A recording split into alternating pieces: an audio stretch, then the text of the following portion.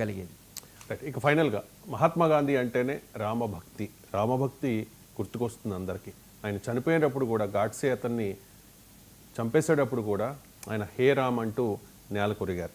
So ఆయన రామభక్తి గురించి వివరించండి. అలాగే ఆయనకి తారక మంత్రం ఎవరు ఉపదేశించారు? ఇప్పుడు ఈ రాముడి మీద భక్తిని చాలామంది రాజకీయాల గురించి కూడా వాడుకుంటూ ఉన్నారు. అయోధ్యలో భవ్యమైన రామమందిర నిర్మాణం చేసేసాం, మోదీ ద గ్రేట్ అని చెప్పి కొంతమంది చెప్పుకుంటూ ఉన్న పరిస్థితి. రామభక్తి విషయంలో మహాత్ముడు గొప్పనా, మోదీ గొప్పనా అంటే ఏం చెప్తారు? ఇది చాలా టిపికల్ క్వశ్చన్. ఏం చెప్తారు? ఎస్ అండి. ఇప్పుడు రామభక్తి స్మరించేవాళ్ళు, రామనామం స్మరించేవాళ్ళు ఈళ్ళ గొప్ప ఏళ్ళ గొప్ప అనేది మనకు ఉండదు. రామనామాన్ని ఎవరు స్మరించినా వాళ్ళ భక్తిలో, ఇప్పుడు హనుమంతుడు రామభక్తుడైతే చిన్న భక్తుడు రాముడిని స్మరించినా వాళ్ళు భక్తే. ఇక్కడ మోడీకి గాంధీకి రామభక్తిలో ఏంటి అనేది మనం కంపేర్ చేసుకునే వాళ్ళు కంపేర్ చేసుకుంటూ ఉంటారు. కానీ మహాత్మా గాంధీ రామభక్తి కోసం చెప్పాలంటే అసలు మహాత్మా గాంధీ ఒక మూఢభక్తుడు అనమాట. మూఢభక్తుడు. చూడండి, ఈ తారక మంత్రమైన రామనామాన్ని ఎవరు ఉపదేశించారు? మంత్రోపదేశం అనేది చాలా ప్రధానం అన్నమాట. దాన్ని బట్టి మంత్రోపదేశం చేసే వాళ్ళ మీద ఆధారపడే ఆ మంత్రశక్తి సిద్ధించడం జరుగుతుంది. ఆ మంత్రం నీకు పూర్తిగా వశీకరణ అవ్వడం జరుగుతుందండి మంత్రశక్తి. మరి గాంధీకి రామనామం సిద్ధించింది, అందులో తిరుగులేదు. నేను ఒక ఎగ్జాంపుల్ చెప్తాను. మై ఎక్స్పెరిమెంట్స్ విత్ ట్రూత్ ఆ బుక్లో ఆయనే చెప్తాడండి. ఆయన ఏం చెప్తాడంటే, గాంధీ భార్య కస్తూర్బా గాంధీకి ఒక్కరోజు జ్వరం వస్తుంది. ఆవిడేంటంటే మాల్ న్యూట్రిషన్ వీటితో బాధపడుతూ ఉంటారు, ప్రోటీన్ ఇవన్నీ. డాక్టర్ చెప్తాడనమాట, మీ భార్యని చక్కగా చికెన్ పులుసు పెట్టు, ఆవిడ ప్రోటీన్స్ తక్కువ ఉన్నాయి, ఇవన్నీ చెప్తే మహాత్మా గాంధీ ఆవిడ జ్వరంతో ఉన్న ఆవిడని భుజం మీద వేసుకుని తిట్టేసి ఇంటికి వచ్చేస్తాడు. ఇంటికి వచ్చేసి ఆవిడని దుప్పటి కప్పి చక్కడగా రామనామం స్మరిస్తూ కూర్చున్నాడంట. ఏంటి డాక్టరామో మందులేయరా అంటే, మందులేయకుండా దుప్పటి కప్పేసి నా రాముడే రక్షిస్తాడని పెట్టేశాడు. తెల్లారికి ఒక గంటలోనే చక్కగా జ్వరం తగ్గిపోయిందంట. ఆవిడ చక్కగా లేచి తిరిగిందంట కస్తూర్బా. అంతటి మూఢభక్తుడు. మరి ఇంత మూఢభక్తుని నాయకుడని వెళ్ళనుకుంటా, ఆయన హేతుబద్ధవాది కాదా అని కూడా కొందరు అంటూ ఉంటారు. ఆయన అంతటి రామభక్తుడు. తర్వాత రెండో ఇన్సిడెంట్, ఉప్పు సత్యాగ్రహం. ప్రపంచ విప్లవాల్లోనే అతి పెద్ద విప్లవం ఉప్పు సత్యాగ్రహం అండి. కార్ల్ మార్క్స్ తీసుకొచ్చిన కమ్యూనిస్టు, మావో, జడాంగల మూమెంట్లు ఇవేం పెద్ద మూమెంట్లు ఏం కాదు, హింసతో కూడుకున్నాయి. కానీ సాల్ట్ సత్యాగ్రహ అంటారు.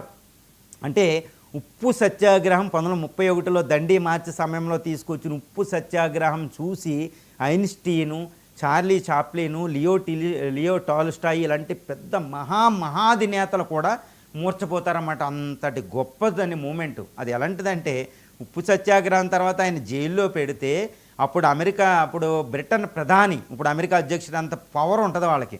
మెక్డొనాల్డ్కి బస్తాల కొద్దీ ఉత్తరాలు వచ్చినాయి అంటే గాంధీని వదిలేని ప్రపంచంలో, దానికి భయపడేని ఇర్విన్ వదిలి ఆయనతో చర్చలకు వెళ్తారండి. ఇదంతా మనం చూస్తే తెలుస్తుంది. అంతటి ప్రజాభిప్రాయం గాంధీకి దొరికింది. బ్రిటన్ వెళ్తే బ్రహ్మరథం పట్టారు బ్రిటన్ పీపులే.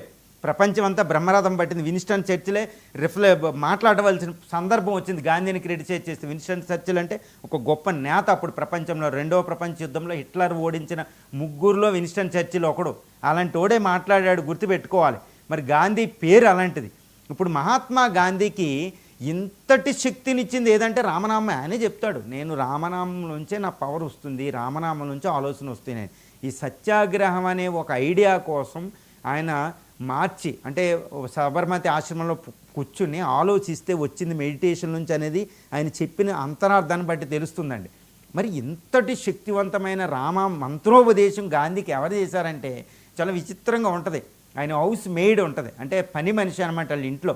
ఈయన చిన్న వయసులో దెయ్యాలను చూసినా చీకటి చూసినా భయపడుతూ ఉండేవాడు అనమాట. ఆవిడ్ని భయపడుతున్నానంటే ఆవిడ చెప్పిందంట, రంభ అనే ఒక పని మనిషి గాంధీ ఇంట్లో ఏమనంటే, బాబు నువ్వు రామా అంటూ స్మరించుకో, నీకు భయం ఉండదు, నీ దగ్గరికి దెయ్యాలు ఏమీ రావంటే ఆయన అప్పటి నుంచి మొదలెట్టాడంట రామ అనడం. కాబట్టి నాకు తారక మంత్రమైన రామనామోపదేశాన్ని బోధించింది మా ఇంటి పని మనిషి అయిన రంభ. ఆవిడే నాకు పరమ ఉత్కృష్టమైన మహోన్నత గురువు అని గాంధీ తన ఆటోబయోగ్రఫీలో చెప్పుకోవడం జరిగింది. కాబట్టి మహాత్ముడిని, ఈ దేశాన్ని అహింస సత్యాలనే రెండు ఆయుధాలు తీసుకొచ్చి ఒకే హింస లేకుండా అహింసాత్మకంగా భారతదేశాన్ని ముక్తి గావించిన ఈ మహోన్నత వ్యక్తికి మహోన్నత శక్తి ఇచ్చింది రామనామం. అంటే ఆ రామనామాన్ని ఉపదేశించింది ఆయన ఇంట్లో ఒక రంభ అనే పని మనిషి. చాలా విచిత్రంగా ఉంటుంది. అంటే రామనామం ఎక్కడి నుంచి వచ్చిందని కాదు, కబీర్ కూడా చెప్తాడండి. కబీర్కి అందరూ తిరస్కరించారంటే కాశీలో రామనామోపదేశం చేయడానికి. ఆయన కింద మెట్ల కింద దొంగచాటుగా పడుకుంటే అటు వెళ్ళే గురువు ఈయన తొక్కగానే రామ రామ అంటే ఇదే నా రామనామం అని కబీర్ దాసు బయటకు వచ్చారు. అదే కబీర్ దాసు తర్వాత అంబేద్కర్కి గురువు అయ్యారు. ఒక గురువు, ముగ్గురు గురువులు గుర్తుపెట్టుకోవాలి. రామనామం నీకు ఎలా వచ్చిందనేది కాదు, దాన్ని ఎంతటి నిష్టతో ఎంతటి భక్తితో నువ్వు స్మరిస్తున్నావనే దాని మీదే మంత్రసిద్ధి వస్తుంది. చూసారు రామనామం ఎలా తీసుకొచ్చిందో మహాత్మా గాంధీని ఒక అద్భుతం అని చెప్పొచ్చు. ఇప్పుడు మీరు అడిగిన క్వశ్చన్ ఏంటంటే మోడీ గొప్పోడా, ఈ గాంధీ గొప్పవాడు, రామ భక్తులు అంటే నేను ఒకళ్ళ భక్తిని ఒకళ్ళకి నేను తుల్యం చేయను, సంబంధం నేను చేయలేను, కానీ ఎవరి భక్తి వాళ్ళదే. కానీ మహాత్మా గాంధీ రామభక్తి మాత్రం అతుల్యమైనది, అసలు తుల్యం, అసలు మామూలు కాదండి. ఇట్స్ ఎన్ మ్యాచ్లెస్, అంటే తిరుగులేని శక్తి అనమాట. ఎందుకంటే ఇంతటి గొప్ప భారతదేశం, గొప్ప భరతమాతని 1500 సంవత్సరాల పాటు పరాయోళ్ళు ఏలితే దాన్ని హింస అనేది లేకుండా, రక్తం అనేది పొంగకుండా ఈ బ్రిటిష్ సూర్యుడు అస్తమించిన బ్రిటిష్ సామ్రాజ్యం నుంచి భారతదేశానికి ముక్తి ప్రసాదించిన ప్రదాత రామభక్తుడు. కాబట్టి ఆయన భక్తికి తిరుగుందండి. ఆయన భక్తికి తిరుగు ఉంటుందా? హనుమంతుడే ఆశ్చర్యపోతాడు ఆయన భక్తి, రామభక్తికి అంతటి గొప్ప. కాబట్టి గాంధీతో పోల్చే రామభక్తులు అంటే నేను చూపడం కూడా అంత చాలా కష్టం. ఎందుకంటే ఇంతటి భరతమాతనే బయటికి ముక్తి ప్రదాయం ఇచ్చిన దాత కాబట్టి, అహింసామూర్తి, సత్యం కాబట్టి. సత్యహరిశ్చంద్రుడు కథలు చదువుకుంటాం సత్యయందు యొక్క నిష్టను. ఆయన సత్యం చూడండి, ప్రపంచం ఆయన అంత సత్య అహింసలో అంత నిష్ఠ ఉంది కాబట్టి, రామభక్తులు అంత నిష్ఠ ఉంది కాబట్టి, అంత బ్రహ్మచర్యం చేశాడు కాబట్టి భారతదేశంలో 33 కోట్ల ఆత్మలై ఆయన చెప్పినట్టు విన్నాయి. ఆయన ఎక్కడో ఢిల్లీలో కూర్చుని ఒక నులక మంచం మీద సత్యాగ్రహం చేస్తే ఇండియా అంతా కేవలం కొన్ని గంటల్లో వ్యాపించేదంట ఆ న్యూస్లో. ఇప్పుడు ప్రచార సాధనాలు లేని సమయంలో భారతీయులు అంత అమితంగా సూచించారు. అన్ని భాషల్లో ఉన్న అందరి కవులు ఆయన కోసం శతకాలే రాసేవారు. ఆయన శతకాలు ఉన్నాయి. ప్రపంచవ్యాప్తంగా అద్భుతమైన విజ్ఞానం ఆయన మీద పోగింది. తర్వాత ఒబామా, తర్వాత నెల్సన్ మండేలా, యాసర్ అరఫత్, అన్ని కాంటినెంట్స్లో గుర్తుపెట్టుకోవాలి. ప్రపంచంలోని అన్ని ఖండాల్లో కూడా ఆయనకి భక్తులు తయారయ్యారు. యాసర్ అరాఫత్ ఈ పాలస్తీనా నుంచి, నెల్సన్ మండేలా సౌత్ ఆఫ్రికా నుంచి, నీగ్రో జాతి నుంచి, అక్కడ మార్టిన్ లూథర్ కింగ్ అమెరికా నుంచి, ఆంగ్ సాన్ సూకీ ఇక్కడ మయన్మార్ నుంచి, డెస్మోండ్ టీటో ఆఫ్రికా నుండి, ఇలా ఎంతోమంది నోబెల్ ప్రైజులు సంపాదించారు. ఆయన గురువులు, ఆయన మాకు గురువు అని వాళ్ళే ఢిల్లీ వచ్చి ప్రసంగించుకుని వెళ్ళారు. కాబట్టి ఆయన భక్తి అతుల్యమైనది. ఆయన సంకల్పం రావడానికి ఉపయోగపడిన రామభక్తే నేను ఉన్నాను అని గాంధీ చెప్పేవాడు. అందుకని గాంధీ అందరూ అంటారన్నమాట రామ రామ అని పేర్లు పెట్టుకుంటాం పిల్లలకి. ఎందుకంటే లాస్ట్ మూమెంట్లో రామ అంటూ చచ్చిపోవాలి, ముక్తి అవుతుందని. ఆయన లాస్ట్ మూమెంట్లో కూడా హే రామ్ అని చనిపోయారన్నమాట.